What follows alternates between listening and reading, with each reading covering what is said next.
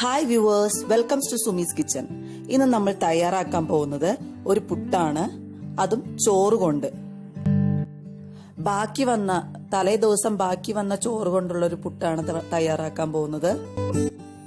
തലേ ദിവസത്തെ ചോറ് കൊണ്ട് ഒരു ഉഗ്രൻ പുട്ട്. ഇത് കണ്ടു കഴിഞ്ഞാൽ നിങ്ങൾ ഇനി ഇങ്ങനെ പുട്ടുണ്ടാക്കുള്ളൂ. അത്രയ്ക്കും സോഫ്റ്റും ടേസ്റ്റി ആയിട്ടുള്ള പുട്ടാണ് നമ്മുടെ ഇന്നത്തെ പുട്ട്. നമ്മുടെ പുട്ടുണ്ടാക്കുന്ന ജോലിയിൽ നിന്ന് സമയവും ലാഭിക്കാം, അതുപോലെ തന്നെ പുട്ടിന്റെ പൊടിയുടെ അളവും കുറയ്ക്കാം. വീഡിയോ കണ്ടു കഴിഞ്ഞാൽ സബ്സ്ക്രൈബ് ചെയ്യാൻ ആരും മറക്കരുതേ.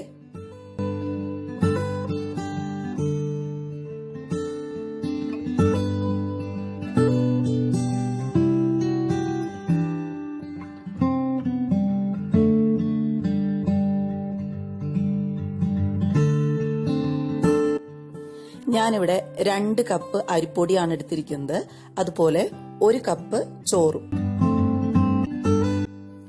നമുക്ക് ആദ്യം തന്നെ ഈ പുട്ടുപൊടിയിലേക്ക് ആവശ്യത്തിന് ഉപ്പ് ചേർത്ത് കൊടുക്കാം. ഇനി നമ്മൾ എടുത്തു വെച്ചിരിക്കുന്ന ചോറ് അതിലേക്ക് ചേർത്തിളക്കാം.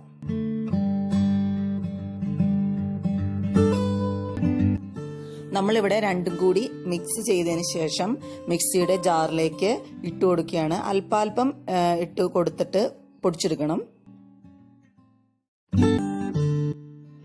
ഇതാ കണ്ടല്ലോ, നമ്മുടെ പുട്ടിന്റെ പൊടി ഇവിടെ റെഡി ആയിരിക്കുകയാണ്. നമ്മൾ ഇതിലേക്ക് ഒരു തുള്ളി വെള്ളം പോലും ചേർത്ത് കൊടുത്തിട്ടില്ല. പക്ഷെ നമ്മൾ വെള്ളം ചേർത്ത് നനയ്ക്കുന്ന പുട്ടിന്റെ അതേ കൺസിസ്റ്റൻസിയിലുള്ള പുട്ട് തയ്യാറാക്കാനുള്ള പൊടി നമുക്കിവിടെ റെഡി ആയിരിക്കുകയാണ്.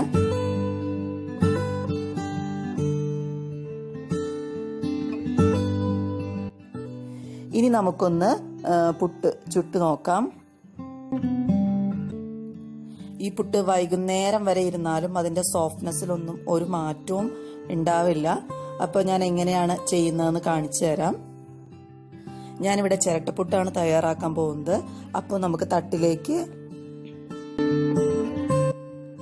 ആദ്യം തന്നെ തേങ്ങ ഇട്ട് കൊടുക്കാം. അതിനുശേഷം നമ്മുടെ പുട്ടിന്റെ പൊടി ഇട്ട് കൊടുക്കാം. വളരെ കുറച്ച് സമയം മതി നമുക്കിത് തയ്യാറാക്കാനായിട്ട്. പുട്ടിന്റെ പൊടി ഇടുക്കലും എല്ലാം കൂടി പുട്ടാകുന്നത് വരെ നമുക്ക് ഏകദേശം ഒരു 10 മിനിറ്റ് സമയമേ ആവുകയുള്ളൂ.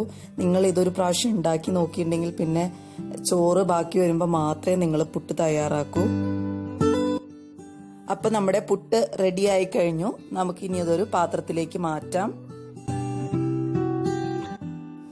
അപ്പൊ നമ്മുടെ പുട്ട് റെഡി ആയി കഴിഞ്ഞു.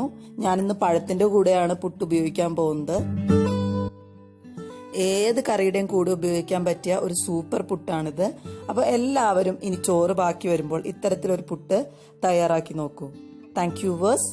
Thanks for watching.